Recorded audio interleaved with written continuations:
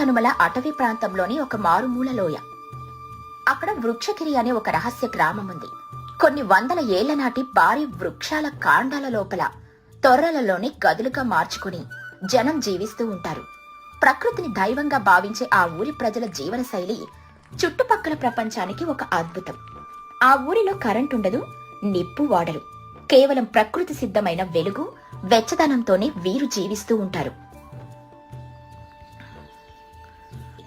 భవానీ శంకర్ తన వృక్ష నివాసం నుండి బయటకొచ్చి భవానీ శంకర్ ప్రశాంతంగా ఆకాశం వైపు చూస్తూ, ఓ వృక్షదేవతలకు వందనం.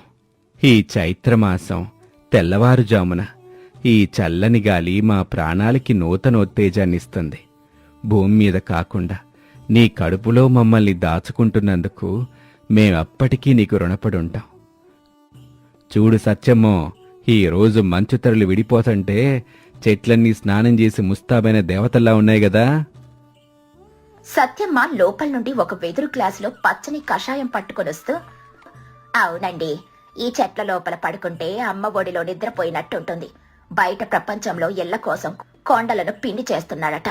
కాని మనం మాత్రం ఈ చెట్ల ఆశ్రయంలో ఎంత సుఖంగా ఉన్నామో. ఇదిగోండి, చెట్ల వేర్ల నుండి వచ్చే స్వచ్ఛమైన నీటితో చేసిన మూలికల పానీయం.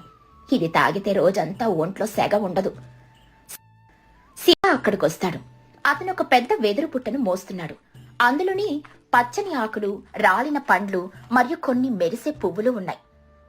పెద్దయ్య గారు, ఈ రోజు ఉదయం మన వృక్షాల నుండి రాలిన కాయలు పండ్లు సేకరించాను. వృక్షవాసిని మనకిస్తున్న ప్రసాదమిది. ఈ చెట్ల బెరడులో ఉన్న తేమ మనకు వేసవిలో కూడా చల్లదనాన్నిస్తుంది. పట్నంలో జనం ఫ్యాన్లు, కూలర్లు అని కొట్టుకుంటున్నారు. ఇక్కడికొస్తే ప్రకృతిచ్చే చల్లదనం ఏంటో వారికి తెలుస్తుంది. అవును శివ, కాని గుర్తుంచుకో, మనం ఏ ఒక్క పచ్చి కొమ్మను కూడా మన స్వార్థం కోసం నరక్కూడదు. రాలిన వాటినే మనం స్వీకరించాలి. ప్రకృతికి మనం ఇచ్చేది గౌరవం అయితే అది మనకిచ్చేది ప్రాణం. అదే మన వృక్షగిరి ధర్మం. కొన్ని రోజుల తర్వాత ఊరి పొలిమేరల్లో ధర్మారావు సింహాచలం దిగారు. ధర్మారావు చేతిలో ఒక పాతకాలపు టేపు, ఒక డైరీ ఉన్నాయి. ధర్మారావు చెట్లను చూసి నోరెళ్లబెట్టి, సింహాచలం, ఒక్కసారి ఈ రావి చెట్టు వైపు చూడు. దాని వ్యాసం కనీసం 20 అడుగులుంటుంది. ఒక్కొక్క చెట్టు 100 టన్నులు ఏ గ్రేడ్ కలపనిస్తుంది. ఈ ఊళ్ళో ఉన్న ఈ 100 చెట్లని నరికేస్తే నా వ్యాపారం కొన్ని కోట్ల రూపాయలకు చేరుకుంటుంది. ఇక్కడి జనం పిచ్చివాళ్లు ఈ బంగారం లాంటి చెట్ల లోపల ఇల్లు కట్టుకుని బిచ్చగాలలో బతుకుతున్నారు. సింహాచలం భయంగా చుట్టూ చూస్తూ, అయ్యా యజమానిగారు, ఈ చెట్లు చూస్తుంటే ఎందుకో ఒళ్ళు గగురు పొడుస్తుందండి. ఇవి కేవలం చెట్లు కావు, కొండదేవతల్లాగా ఉన్నాయి. ఇవి ఆ ఆకుల కదలికలు అవి చూస్తుంటే మనం మాట్లాడుకునేది అవి వింటున్నాయేమో అనిపిస్తుంది. అయినా ఇక్కడ నిప్పు వెలిగించరట. వీళ్ళ వంట ఎలా చేసుకుంటారో ఏమిటో, పొగ కూడా రాదు. నాకు ఆకలి వేస్తే నా పరిస్థితి ఏంటి బాబూ? ఒరే సన్నాసి, వాడు వంట చేస్తే నీకేంటి, చేయకపోతే నీకేంటి? మనకు కావాల్సింది ఈ మొద్దులు. ముందుగా ఈ ఊరి పెద్ద భవానీ శంకర్ని కలిసి ఏదో ఒక అబద్ధం చెప్పి ఈ అడవిని స్వాధీనం చేసుకుందాం. కావాల్సినంత డబ్బు ఎరవేద్దాం. డబ్బు కనిపిస్తే ఏ మనిషిలోనైనా స్వార్థం కనిపిస్తుంది. పద. భవానీ శంకర్ ఇంటి అరుగు మీద ధర్మారావు, సింహాచలం కూర్చునున్నారు. ఆ అరుగు కూడా ఒక పెద్ద మర్రి చెట్టు ఊడల మధ్యలో సహజంగా ఏర్పడింది. పెద్దయ్య గారు, మీ ఊరు చాలా వెనుకబడి ఉంది. 90లలో కూడా ఇలా చెట్ల లోపల నివసించడం ఏంటి? మీకు పక్కనే సిమెంట్ ఇల్లు కట్టిస్తాం, రోడ్లు వేయిస్తాను, టీవీలు తెప్పిస్తాను. దానికి బదులుగా ఈ పాత చెట్లను నాకిచ్చేయండి. ఇవి చాలా ఏళ్ల నాటివి. ఎప్పుడైనా కూలిపోయి మీ ప్రాణాలకే ప్రమాదం రావచ్చు. ఆలోచించండి. మీ గ్రామస్తులందరికీ సగం ధనం ఇస్తాను. భవానీ శంకర్ నిమ్మలంగా నవ్వుతూ, ధర్మారావు గారు, మీకివి కేవలం కలప ముక్కల్లా కనిపిస్తున్నాయి. ఎందుకంటే మీరు వీటిని వ్యాపార కళ్ళతో చూస్తున్నారు. కాని మాకియ్యి మా పూర్వీకులు, మా తాత ముత్తాతలు ఈ చెట్ల లోపలే బుట్టి ఇక్కడే కాలం చేశారు. మా ఊపిరి, మా ప్రాణం ఈ వృక్షాలే. మీరు ధనమిస్తామంటున్నారు, కానీ ప్రాణం పోతే ధనం తిరిగి ప్రాణాన్ని పోయగలదా?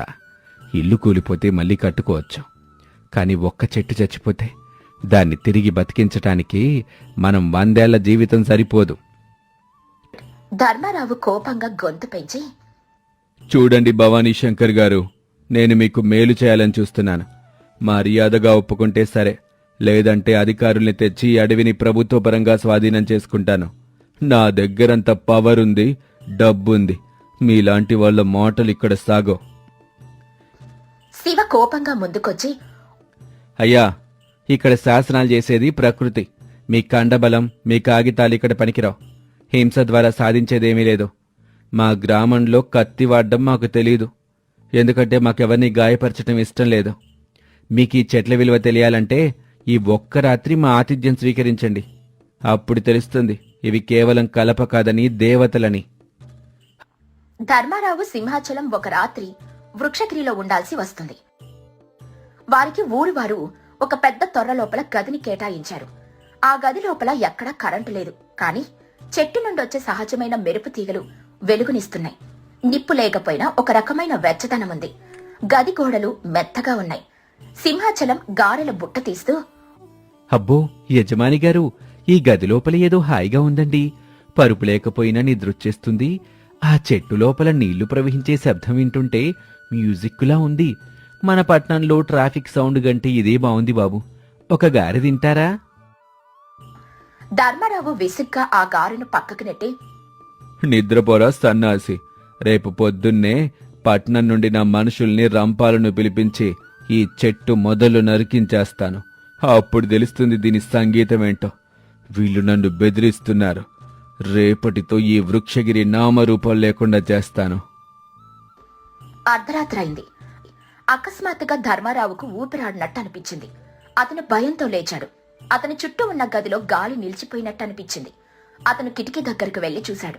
బయట వృక్షాలన్నీ ఒకరితో ఒకరు మాట్లాడుకుంటున్నట్టు వింతైన శబ్దాలు చేస్తున్నాయి. ధర్మారావుకు తన చిన్నప్పుడు జరిగిన సంఘటనలు, అతడు స్వార్థం కోసం నరిగిన వేలాది చెట్లు, ఆ చెట్ల నుండి రాలిన కన్నీళ్లు గుర్తుకొచ్చి మనసులో ఒక రకమైన ఆవేదన మొదలైంది. అతనికి దయ్యం పట్టినట్టు భ్రమ కలిగింది. ఇక ధర్మారావు గది నుండి బయటికి పరుగు తీశాడు. చీకట్లో అడవిలో దారి తప్పాడు. ఎటు చూసినా పెద్ద పెద్ద చెట్లు అతన్ని చుట్టుముట్టినట్టు అనిపించాయి. కాని ఏ చెట్టు అతన్ని తాకలేదు. ఏ హింస జరగలేదు. కేవలం అతని మనసులోని అశాంతి అతన్ని భయపెట్టడం మొదలుపెట్టింది. అతనొక పెద్ద గుంతలో కాలు జారి పడ్డాడు. అది బురద గుంత కాదు, కొన్నేళ్లుగా రాలిన ఆకుల రాశి. ధర్మారావు వణికిపోతూ, బాబోయ్, నన్ను రక్షించండి. ఎవరో నన్ను పట్టుకుంటున్నారు. ఆ చెట్లు నన్ను మింగేస్తున్నట్టున్నాయి. నేను తప్పు చేశాను. ఆ చెట్లని నరకను. నన్ను వదిలేయండి. సింహాచలం, ఎక్కడున్నావురా? అక్కడికి భవానీ శంకర్, శివ లాంతర్లు, మాయా వెలుగులు పట్టుకుని వచ్చారు. వారు ధర్మారావు పరిస్థితి చూసి జాలిపడ్డారు. శివ నెమ్మదిగా ధర్మారావుకు చెయ్యిచ్చి పైకి లేపాడు. ఎక్కడ దెబ్బ తగల్లేదు. రక్తం చుక్క కూడా రాలేదు. ధర్మారావు గారు, ప్రకృతి మనల్ని ఎప్పుడూ భయపెట్టదు. కేవలం మనలోని అహంకారాన్ని అద్దంలా చూపిస్తుంది. మీరీ చెట్లని కలపలాగా, శవాలుగా చూశారు. అందుకే మీకు భయం కలిగింది. మేం వీటిని ప్రాణాలుగా, దేవతలుగా చూస్తున్నాం. అందుకే మాకివి అమ్మ ఒడిలా ఉంటాయి. ప్రకృతికి కావాల్సింది మీ ఆస్తులు కాదు, మీ నుండి కొంచెం గౌరవం. ఇక మరుసటి రోజు ఉదయం సూర్యుడు మెల్లగా వృక్షాల మధ్య నుండి తొంగి చూస్తున్నాడు. ధర్మారావు ముఖం ఇప్పుడు ప్రశాంతంగా ఉంది. అతను తన టేపును, మ్యాపులను, తన డైరీని అడవిలోనే వదిలేశాడు.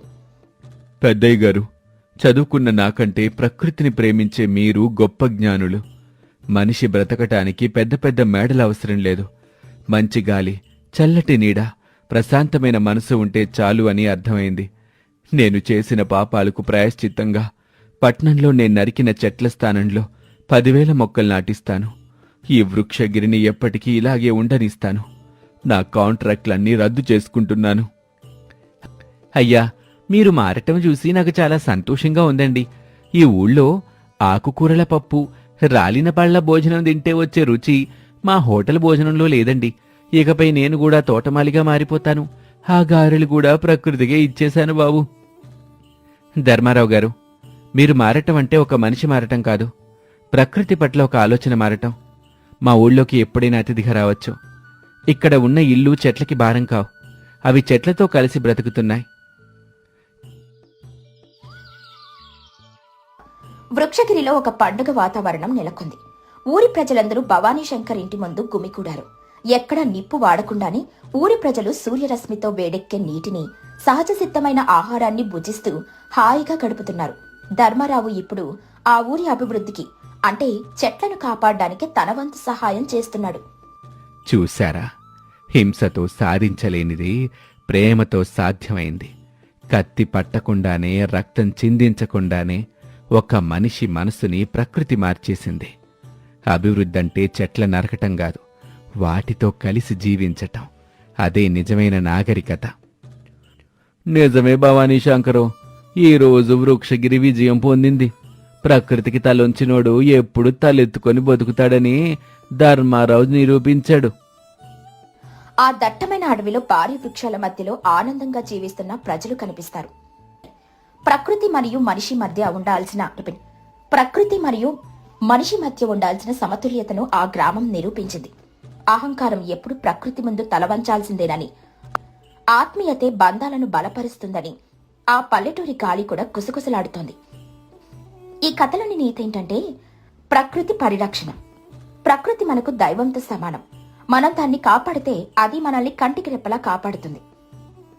ఇక రెండవదిగా, అహంకారం వినాశకరం. ధనం, అధికారం శాశ్వతం కాదు. ప్రకృతి ముందు మనిషి ఎంత బలవంతుడైనా చిన్నవాడే. ఇక మూడవదిగా, నిజమైన ఆనందం. సుఖ సంతోషాలు కాంక్రీట్ భవంతుల్లో లేవు. మనం ప్రేమించే మనుషుల మధ్య, మనం గౌరవించే ప్రకృతి ఒడిలో ఉన్నాయి. ఇక చివరిగా, సామాజిక బాధ్యత. తప్పు తెలుసుకున్నప్పుడు దాన్ని సరిదిద్దుకోవడంలోనే నిజమైన మనిషి తత్వం దాగి ఉంది.